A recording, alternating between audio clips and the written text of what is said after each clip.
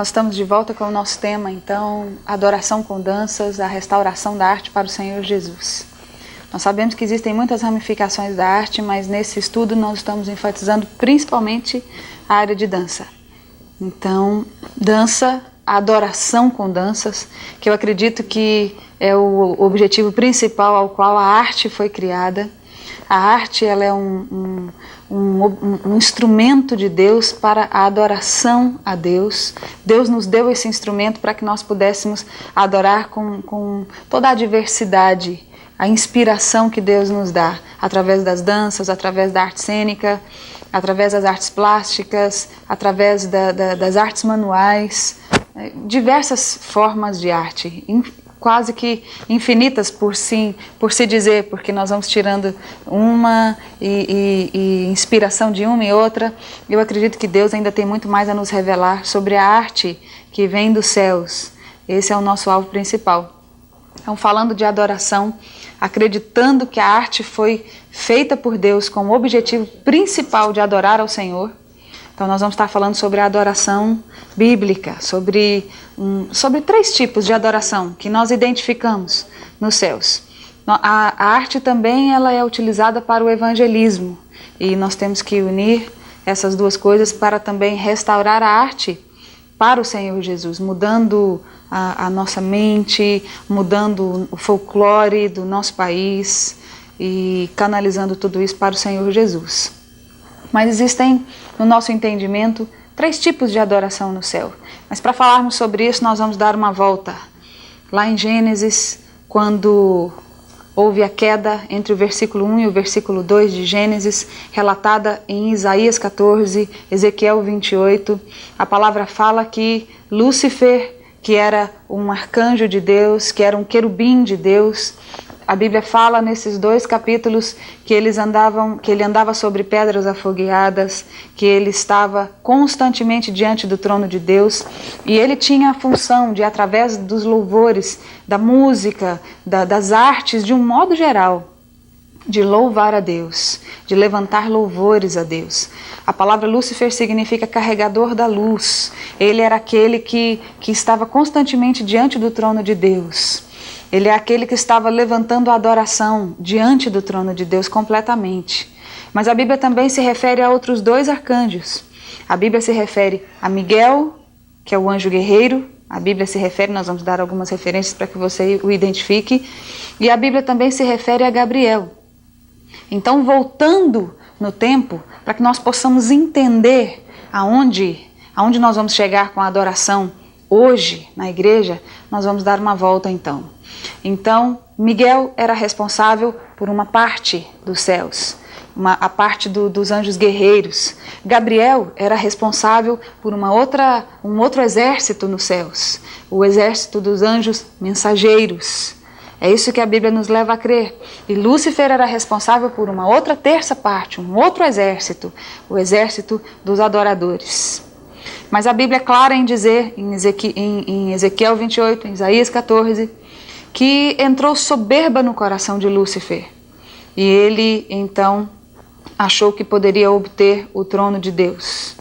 A Bíblia é clara em dizer que Deus o expulsou do céu e quando ele caiu, por assim dizer, quando ele saiu de lá, quando ele foi jogado ao chão, quando Deus o expulsou de lá, ele arrastou com ele a terça parte dos anjos, que hoje se tornaram demônios. Eu me lembro que muitas vezes antes de me converter, eu achava que o diabo era um só. E na verdade são muitos e muitos demônios que trabalham no nosso planeta para matar, roubar e destruir. Mas tem uma boa notícia também, né? O Senhor veio para nos dar vida e vida em abundância. E aquele que está em Cristo Jesus, ele tem a vida em abundância, ele tem a guarda de Deus, ele tem o consolo de Deus e está protegido debaixo das asas do Senhor. Se você é lavado, remido, nascido de novo, né? E se você está incluso em Cristo Jesus, não há o que temer, graças a Deus. Mas vamos voltar então na nossa história. Miguel era o responsável pelo exército dos guerreiros. Então, eu costumo dizer que quando Lúcifer caiu, aconteceu de ficar uma vaga no céu. Aconteceu de ficar um buraco, por assim dizer, para que nós possamos entender melhor. Há uma vaga que deve ser preenchida. O que aconteceu? Deus elegeu os homens e as mulheres, a igreja do Senhor Jesus, para ocupar o lugar de adoração no céu. Se você for observar no livro de Apocalipse, nós temos inúmeras passagens que falam que uma multidão de pessoas adorava o Senhor, com palavras como: digno é o Cordeiro que foi morto de receber o poder, a riqueza, a sabedoria, a força, a honra, a glória e o louvor. A Bíblia fala sobre multidões e multidões de pessoas que se prostram diante do trono de Deus. Nós sabemos que o Apocalipse é algo que virá. Nós sabemos que tudo que está relatado nesse livro há de se cumprir.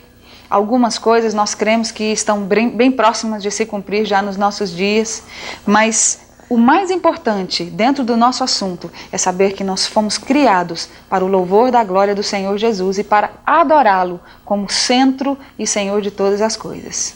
Então, eu acredito particularmente que existem 3 tipos de adoração no céu. A primeira, para que nós possamos entender melhor, eu vou chamar de adoração de Miguel. Por quê? Apenas para ressaltar que ele é um anjo guerreiro. Vamos ver alguns versículos. Daniel 8,16, por exemplo. Quando Daniel orou, pedindo a Deus revelações de algumas coisas, a Bíblia fala que Gabriel veio para trazer a mensagem, mas no meio do caminho ele encontrou o príncipe da Pérsia, que nós sabemos que é um demônio que ficava ali cuidando daquela parte, daquele território, por causa da guerra. Gabriel então chamou Miguel, Miguel veio, venceu o príncipe da Pérsia e o arcanjo Gabriel então passou e disse a Daniel: Daniel, desde o primeiro dia que você orou, Deus ouviu a sua oração, mas quando eu vinha trazer a mensagem para você, eu encontrei o príncipe da Pérsia, ele me barrou, mas Miguel veio, o venceu e eu estou aqui para te dizer que Deus ouviu as suas orações. Quer dizer, nós podemos ver que cada um deles tem uma função específica no céu. Então, nós vamos chamar essa primeira adoração apenas para que nós possamos entender de adoração de Miguel. Miguel era um anjo guerreiro. Ele tinha por objetivo servir a Deus, como todos os anjos foram criados para esse fim, assim como nós também. Mas ele tem uma função específica de guardar a glória de Deus. Em Isaías 6, você pode ver que ali os serafins eles ficam constantemente diante de Deus, dizendo: Santo, Santo, Santo é o Senhor dos exércitos, toda a terra está cheia da sua glória. E as características dele nós já até falamos em programas anteriores. Eles cobrem o rosto, com as outras 2 asas eles voam e com outras 2 asas eles cobrem os pés, para que somente Deus tenha a primazia.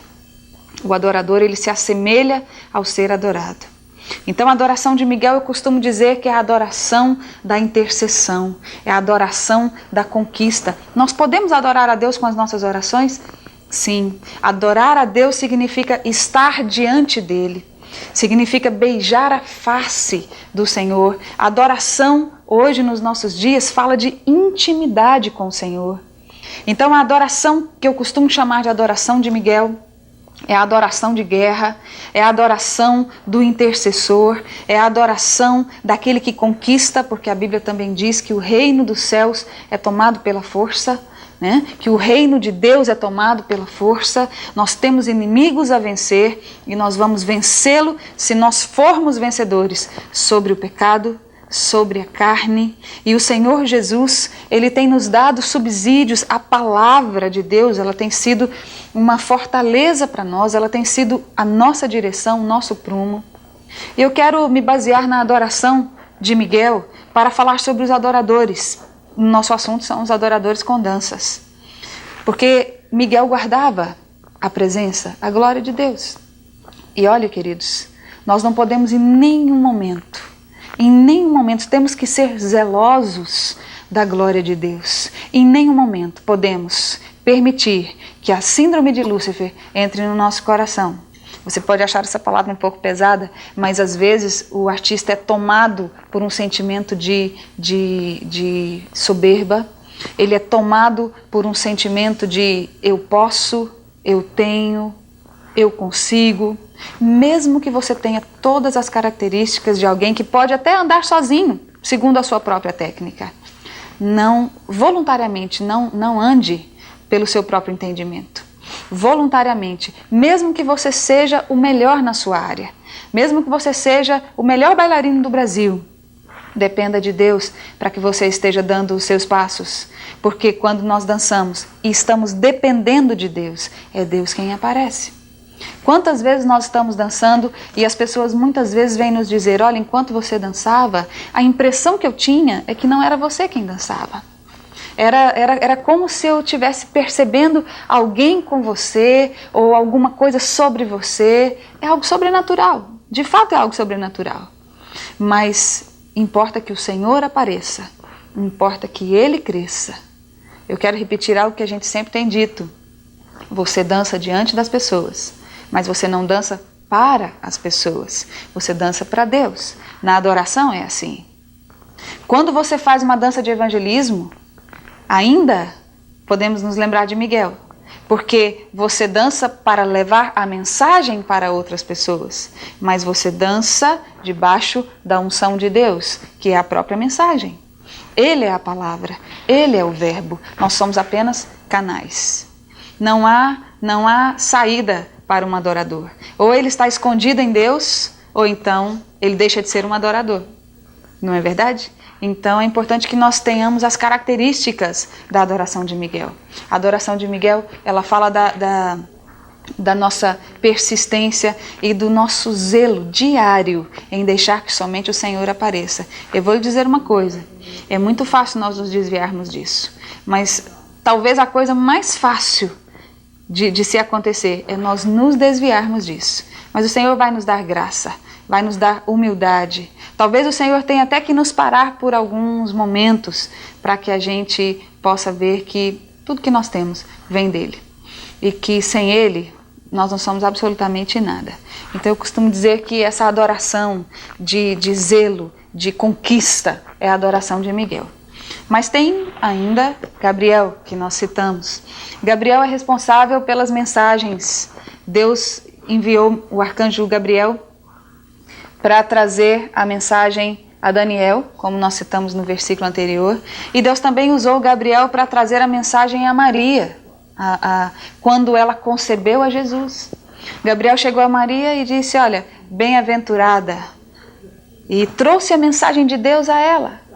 Gabriel trouxe a mensagem de que a semente de Deus viria sobre Maria através do Espírito Santo. Gabriel é aquele que sempre, no livro de Daniel você vai ver ele de várias formas revelando, proclamando a palavra para Daniel. Então eu costumo chamar a adoração de Gabriel, a adoração pela palavra. Eu costumo chamar que é a adoração pela proclamação da palavra. Nós podemos adorar a Deus com a palavra? Sim, é a adoração da proclamação. Quando nós pegamos um versículo e começamos a proclamar, seja para pessoas, seja para as regiões celestiais, seja para enchermos a nossa região celestial da palavra de Deus, que é semente e jamais volta vazia. Seja para que nós estejamos ali memorizando a palavra, porque a Bíblia diz no Evangelho de João que Ele é o verbo, Deus é o verbo. Todas as coisas foram feitas por intermédio dele. Verbo significa palavra. Então Gabriel adorava a Deus proclamando a palavra. Ele servia a Deus, ele estava constantemente diante de Deus e depois trazendo a proclamação da palavra. E eu costumo dizer que isso também é caracterizado no livro de Apocalipse, verso 4, nos 24 anciãos. Porque, vamos ler o versículo primeiro.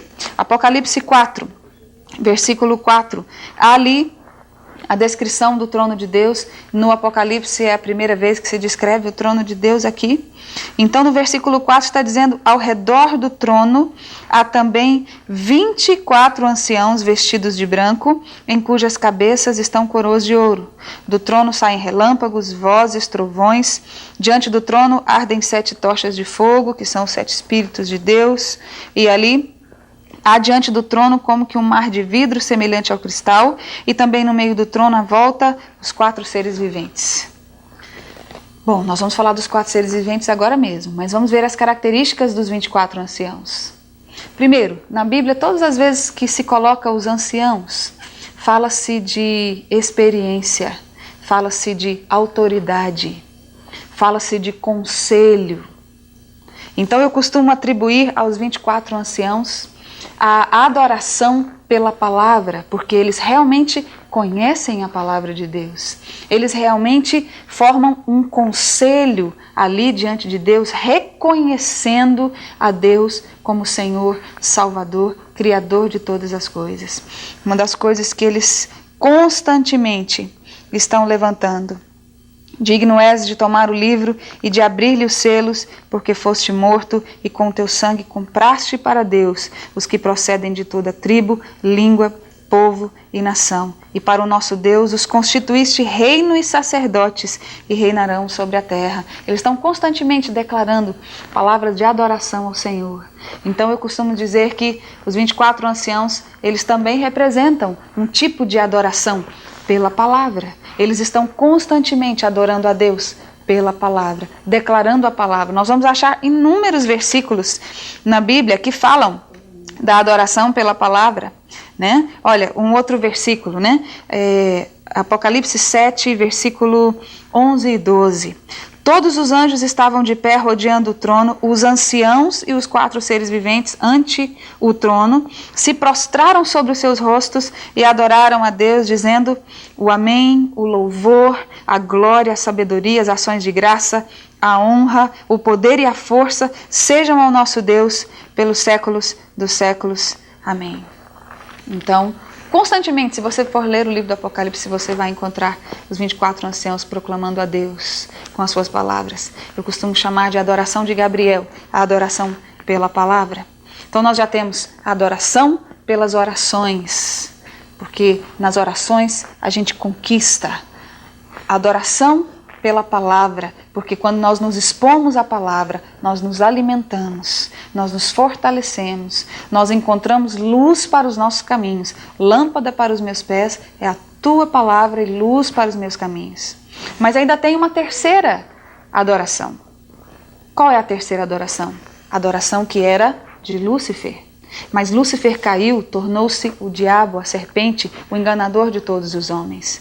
Então, meus queridos, essa terceira adoração, ela diz respeito a mim e a você, que foi lavado pelo sangue do Cordeiro. A nós, como igreja gloriosa, como igreja do Senhor Jesus. Essa adoração, ela é representada, no meu entendimento, pelos 4 seres viventes que estão diante do trono. Porque a Bíblia diz em Apocalipse 4 ainda, vamos ler o versículo. Apocalipse 4, versículo 6. Há diante do trono um como mar de vidro, semelhante ao cristal, e também no meio do trono, e à volta do trono, e também, eu vou ler novamente para que você entenda isso, no meio do trono, e à volta do trono, 4 seres viventes cheios de olhos por diante e por trás. O primeiro ser vivente é semelhante ao leão, o segundo semelhante ao novilho, o terceiro tem o rosto como de homem, e o quarto ser vivente é semelhante à águia quando está voando. Esses 4 seres viventes, eles falam da adoração da igreja, no meu entendimento. Eu acredito que eles constituem ali as 4 características da adoração que a igreja deve entregar ao Senhor Jesus. Primeiro, eles têm olhos por trás e por diante. Por quê? Porque a igreja não é hoje. Jesus morreu por uma igreja hoje, ontem, e uma igreja que ainda, se Deus quiser, vai nascer amanhã. Por pessoas que em todos os tempos, elas foram lavadas e remidas no sangue de Jesus. Por pessoas que acreditaram e receberam a Jesus como Deus e Salvador. Então, os 4 seres viventes, eles têm essas características. Vamos falar um pouco de cada um deles, para que você possa entender. Primeiro, eles ficam constantemente diante do trono de Deus, exatamente onde Lúcifer ficava, segundo as passagens que nós lemos anteriormente. Ele ficava constantemente diante de Deus, levantando louvores. Os 4 seres viventes, eles têm a função ininterrupta. Eles não param nem de dia e nem de noite, dizendo: Santo, Santo, Santo é o Senhor dos exércitos, toda a terra está cheia da sua glória. Santo, Santo, Santo é o Senhor dos exércitos, é o Senhor Deus Todo-Poderoso. Então eles têm a função ininterrupta de adorar a Deus sobre todas as coisas. Vamos às características. O leão vai entrar um pouquinho aí na adoração que nós vimos agora mesmo de Miguel. Mas o leão também, ele fala de realeza, ele fala de força. Então eu acredito que essa adoração do leão é uma adoração de guerra. Ela pode ser considerada como uma adoração de conquista. Quando nós estamos louvando, seja com danças ou seja com música, nós podemos colocar estas características do leão na nossa dança.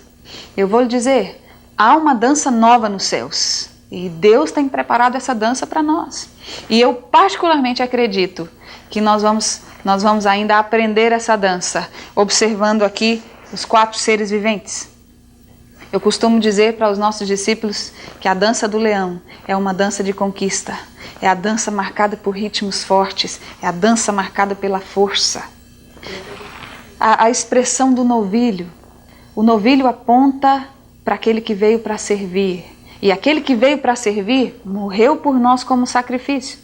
Então eu costumo dizer que quando nós vamos assumir as características do novilho, assumindo aquelas características na nossa dança, nós dançamos ali a dança da celebração. Celebração porque Jesus nasceu, viveu e morreu por nossa causa, por mim e por você. E talvez se só existisse você no planeta, o Senhor viria, nasceria e morreria única e exclusivamente por você. Tamanho era o amor, é o amor que o Senhor tem por nós. Nós temos muito a agradecer. Eu costumo dizer que a dança do novilho é a dança da celebração. É a dança para dizer, Senhor, obrigado pelo seu sacrifício. Obrigado, Senhor, porque além do Senhor não ter nenhum pecado, o Senhor tomou seus pecados sobre si mesmo, e morreu no meu lugar. Uma morte que era minha, uma morte que era sua. O Senhor Jesus veio, nós temos muito a agradecer. E essa dança da celebração, ela deve ser feita com muito júbilo, porque um dia nós vamos estar diante de Deus. E a Bíblia fala que nós o veremos face a face. E a Bíblia fala que nesse dia, todas as respostas, todas as perguntas terão respostas. E eu acredito que nesse dia nós vamos poder entender plenamente o que o Senhor fez por nós. Hoje nós compreendemos em parte, mas eu acredito que nesse dia nós vamos saber exatamente. O Senhor diz que nós temos que saltar de alegria na presença de Deus. A dança do novilho ela é marcada pelos saltos, pela celebração, pelo regozijo. É uma dança de celebração no seu pleno, na plenitude do seu nome. Celebração, alegria, risos. Mas tem a dança do homem. Aqui também um homem, dentro dos 4 seres viventes, a figura de um homem. E o homem foi criado por Deus com um único propósito: adorar a Deus na plenitude de todas as coisas. Jesus veio e morreu pelo homem. É claro que eu estou me referindo ao homem como a humanidade, não o homem figura masculina, mas o homem como a humanidade, o ser vivente, o homem. Então, Deus veio, Jesus veio, se tornou o Verbo, o Verbo se fez carne por nossa causa, ele morreu por nossa causa. E hoje, Jesus está adornando, enfeitando uma noiva. Quem é a noiva do Senhor Jesus hoje? É a igreja, que foi lavada e remida pelo sangue de Jesus. É a humanidade que aceitou o sacrifício de Jesus. Então eu costumo dizer que a dança do homem é a dança da noiva. O homem ali diante do altar, eu acredito que as características dele sejam características de uma dança que é uma dança de solo, talvez. Uma dança onde você se prostra, uma dança onde você tira movimentos do fundo do seu coração, com toda a sua alma. É como se você não amasse absolutamente mais ninguém, somente o Senhor Jesus, com toda a intensidade do seu coração. É como se o amor da noiva tomasse por inteiro, completamente o seu ser. É uma dança apaixonada, é uma marca do amor. Você se derrama no chão por amor a Deus, você se desmancha de amor a Deus. Essas são as características da dança do homem. E a dança da águia é a dança profética, porque a águia na Bíblia, ela tem muitas características do profeta. E naturalmente a águia é o animal que voa mais alto. É o único ser que consegue olhar diretamente para o sol. E uma curiosidade, né? A águia, quando ela sabe que vai morrer, ela alça voo e vai em direção ao sol. Nós sabemos que o nosso destino é ir para o sol da justiça, que também aponta para o Senhor Jesus. A águia fala de movimentos proféticos, a águia fala de uma dança profética. Quando nós dançamos ali na unção da águia, por assim dizer, nós estamos profetizando a salvação de Deus sobre as pessoas, nós estamos profetizando a celebração de Deus sobre as pessoas, nós estamos profetizando a salvação de vidas, a adoração plena, a libertação, a conquista.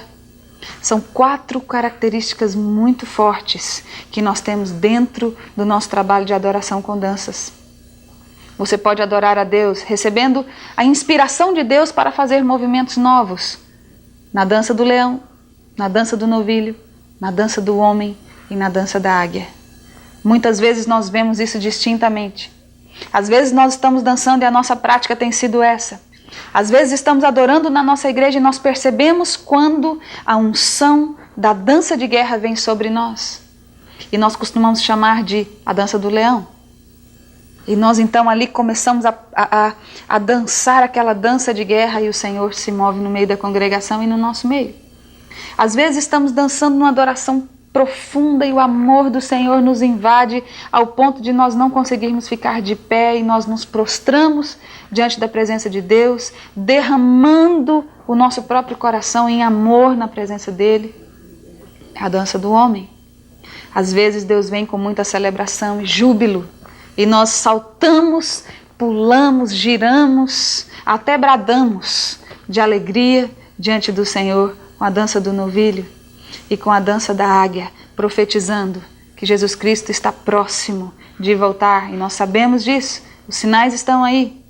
E nós profetizamos que todas as coisas serão restauradas, que a arte será restaurada. Eu quero te convidar a fazer isso agora. Peça a Deus que a capacitação que essas características venham sobre você, venham sobre nós. Nós pedimos isso sempre. Senhor, nos revela a dança dos céus, nos revela a adoração dos céus. Nós queremos dançar como aqueles que estão em volta do seu trono dançam para ti, se movimentam para ti. Você pode observar que em nenhum momento no Apocalipse onde os seres ficam estáticos, olhando a Deus e adorando a Deus sem nenhum tipo de expressão.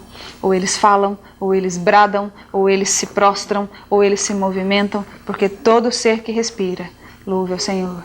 Eu espero que o Espírito Santo te revele tremendamente essas coisas. Eu espero que você continue crescendo. E nós vamos continuar com esse assunto. Já vamos entrar na prática na próxima aula. Deus te abençoe. Nós nos encontraremos lá então.